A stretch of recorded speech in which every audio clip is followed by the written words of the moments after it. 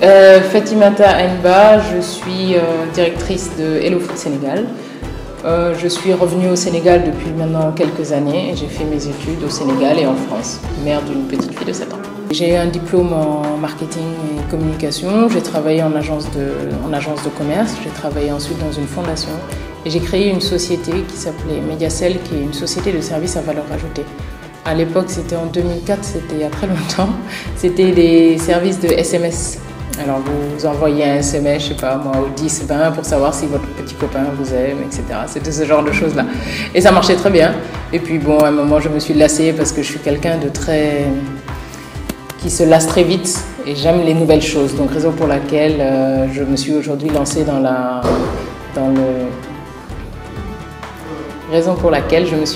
l'aventure Hello Food.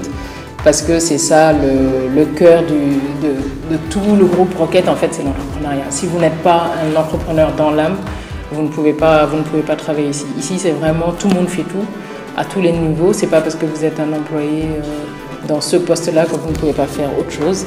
Et c'est vraiment avoir le cœur à l'ouvrage et vouloir développer les choses et améliorer les choses. Et aujourd'hui, quand on regarde ce que nous faisons, c'est vraiment ça, c'est vouloir améliorer le service pour les consommateurs et apporter un réel plus dans leur vie quotidienne, tout simplement. Donc vraiment, le côté entrepreneur, c'est vraiment le cœur de notre démarche. Ouais.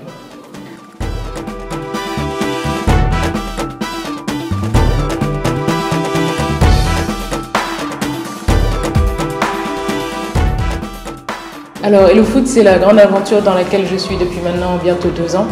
C'est un site internet et une application mobile qui vous permet de commander et de vous faire livrer vos repas parmi plus de 100 restaurants sur Dakar. Donc c'est pour les gourmands comme moi.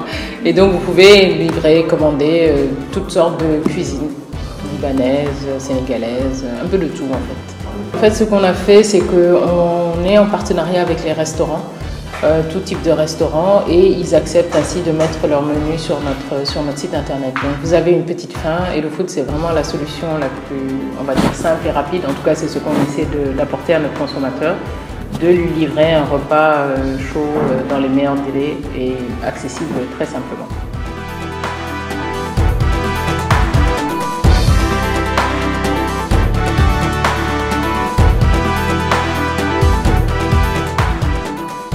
Hello Food fait partie d'un groupe qui s'appelle Rocket Internet, qui est là maintenant, qui est dans l'internet depuis plus d'une dizaine d'années, et ils ont décidé de venir au Sénégal et en Afrique en général, parce qu'ils croient que le développement de l'Afrique se fera aussi via les nouvelles technologies. Je pense que ce n'est plus quelque chose à démontrer, et notamment via le développement de sites internet avec du contenu local.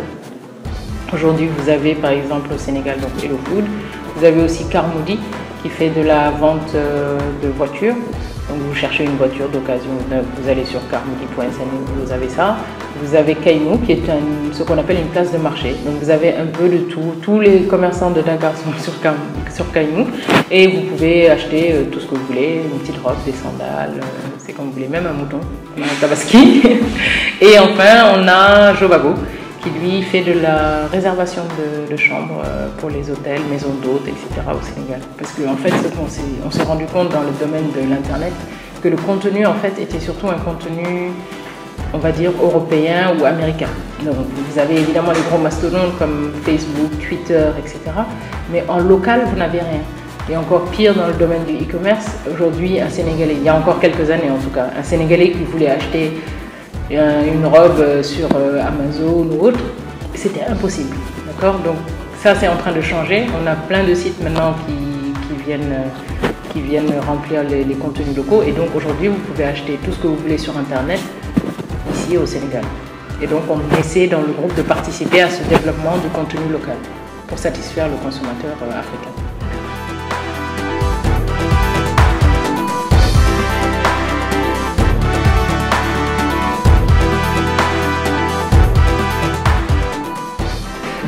J'ai quitté le Sénégal en 98 lorsque j'ai eu mon bac. Donc évidemment. Ensuite, j'ai fait mes études, je suis revenue et au bout de 5 ans, j'en pouvais plus, je suis repartie encore et je suis revenue quand même. Donc là, je pense que cette fois-ci, c'est la bonne, en tout cas j'espère. Et je pense que fondamentalement, le retour, il est dû à la nostalgie évidemment, mais surtout à une grosse croyance qui est que l'Afrique aujourd'hui va se développer, il n'y a aucun doute là-dessus, et ce développement ne pourra se faire que via les jeunes, les nouvelles technologies, et vraiment prendre le train en marche et avancer. On n'a plus besoin d'avoir des excuses ou toute autre chose pour se développer. Maintenant, l'intégration dans le milieu professionnel, on va dire, au Sénégal n'a pas été évidente au début, bien entendu, parce que bon, souvent, quand on vient d'Europe, on a on a une façon de penser, une façon de faire qui est totalement différente. C'est ce que je disais tout à l'heure, le local et le global, ça n'a rien à voir. Donc ici au Sénégal, les gens ont des façons de penser, des façons de travailler qui sont différentes. Et en général, on doit s'adapter. L'adaptation au début n'était pas facile. Jusqu'à aujourd'hui d'ailleurs, l'adaptation n'est toujours pas facile. J'ai toujours du mal, mais bon, je me soigne.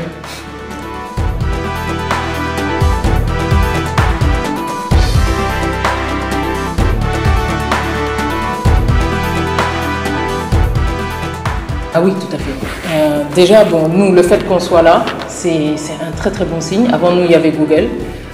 J'ai même entendu dire ces derniers temps que Facebook va venir. Je ne dis pas au Sénégal, mais en Afrique, ça c'est sûr. Et si vous regardez un peu sur la toile, vous avez toutes sortes de sites qui vous offrent tout type de services.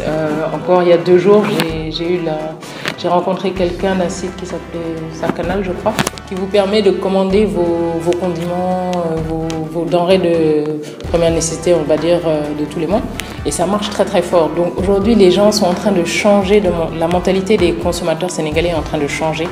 Et c'est ça qu'il faut percevoir et surtout suivre dès maintenant, même si évidemment ce n'est pas le grand boom encore, il y a plein de choses à faire, les sites ne sont pas encore parfaits, les modes de paiement ne sont pas encore tous là.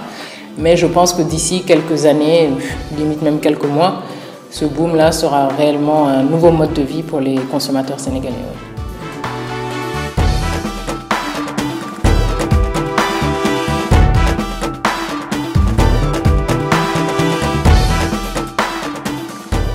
Je leur dirais que ça, c'est des excuses.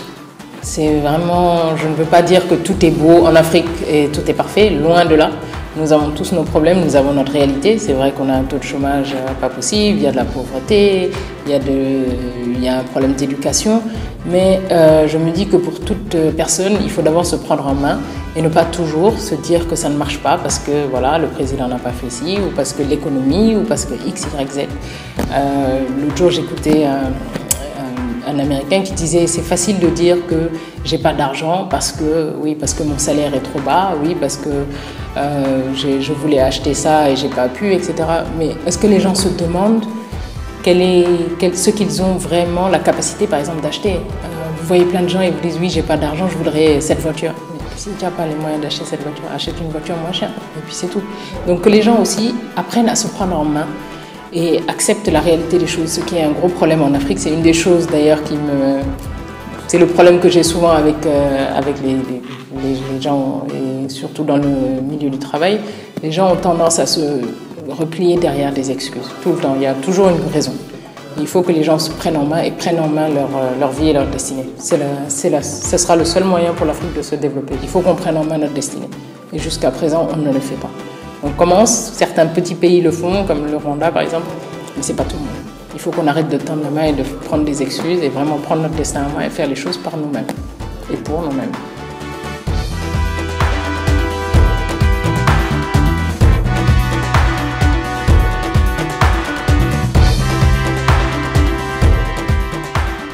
Quand j'ai quitté le Sénégal pour être étudiante, et Dieu sait que je suis une étudiante privilégiée, les conditions que j'ai trouvées là-bas, les premiers mois, tous les jours j'appelais pour dire que je rentre.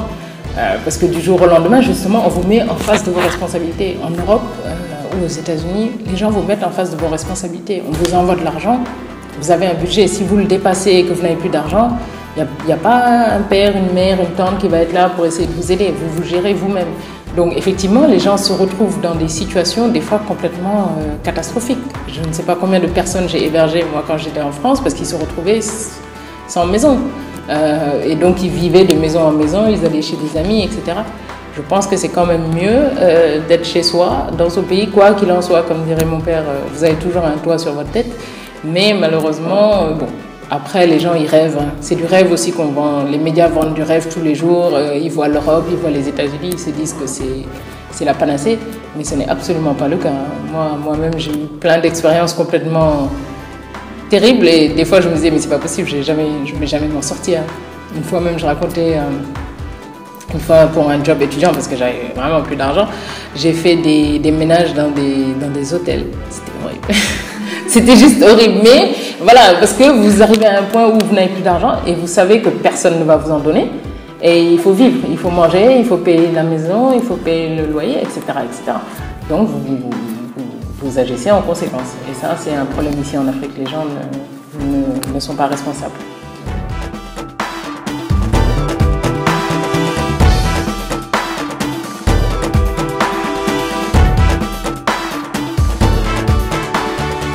Au début, on était une petite équipe de 4 personnes. Aujourd'hui, Hello Food seulement, on est 16 et tout le groupe, on est une soixantaine de personnes.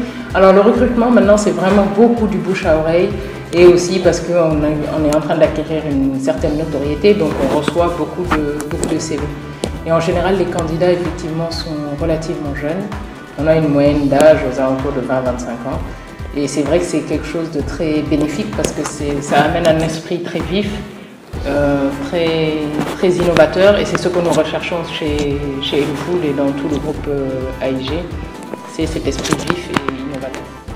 Et on participe aussi souvent avec certaines écoles à des présentations du groupe et souvent on a ces grandes écoles-là qui viennent vers nous, avec qui on a des partenariats. Donc c'est les principales raisons pour lesquelles les jeunes viennent vers nous. Et effectivement, si ces jeunes-là sont qualifiés, on n'hésite pas à leur donner des contrats de longue durée.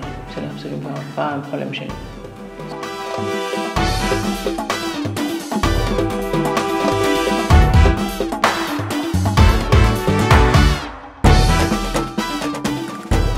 Ce serait d'encourager vivement les jeunes qui sont à l'étranger de revenir au Sénégal, de participer au développement de leur pays. Il faut vraiment que nous tous nous y croyons, ceux qui sont à l'étranger comme que ceux qui sont ici. Et ensuite, pour ceux qui veulent partir, je leur dirais que ce n'est pas forcément, ce n'est pas l'Eldorado, loin de là. Si c'était l'Eldorado, les Européens et les Américains ne quitteraient pas leur pays pour venir en Afrique, tout simplement.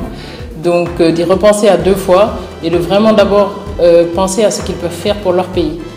C'est penser d'abord à ce qu'on peut faire pour son pays avant de penser à ce que le pays peut faire pour vous. C'est vraiment ça, comme dirait Kennedy, le leitmotiv qui doit être celui des jeunes sénégalais aujourd'hui. Et je pense que cette tendance est en train de commencer à tourner parce que je vois plein de gens qui étaient à l'étranger qui reviennent.